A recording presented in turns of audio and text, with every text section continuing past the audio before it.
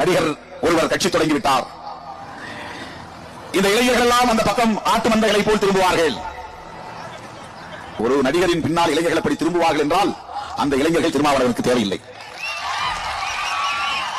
அப்படிப்பட்ட இளைஞர்களை வடிகட்டி வெளியேற்றுவதுதான் கட்சிக்கு சிறப்பு. புரட்சியாளர் அம்பேத்கரின் கொள்கைகளிலே ஈடுபாடு கொண்டு பகுத்தறிவு பகலவன் தந்தை பெரியாரை ஏற்றுக்கொண்டு பாட்டாளி வர்க்கத்தின் விடுதலைக்கு கோட்பாட்டை வழங்கிய மாமேதை கார்ல் மார்க்ஸ் அவர்களையும் புரிந்து கொண்டு திருமாவளவனோடு பயணிப்பவர்கள் தான் உண்மையான சிறுத்தைகளாக இருக்க முடியும். அவர்கள்தான் எனக்கு தேவை. அவர்கள்தான் எப்போதும் என்னோடு பயணிக்கக்கூடியவர்கள். அவர்களை எந்த கொம்பனாலும் ஈர்க்க முடியாது, திசை மாற்ற முடியாது, நடைமாற்ற முடியாது. இங்கே தலைவர்கள் சொன்னதை போல தேர்வு அரசியலுக்கு வந்து 25 ஆண்டு காலம் கடந்த நிலையிலும் ஒரு பட்டாளத்தை அப்படியே கட்டுக்கோப்பாக வைத்திருக்கிற இயக்கம் விடுதலை சிறுத்தைகள் கட்சி.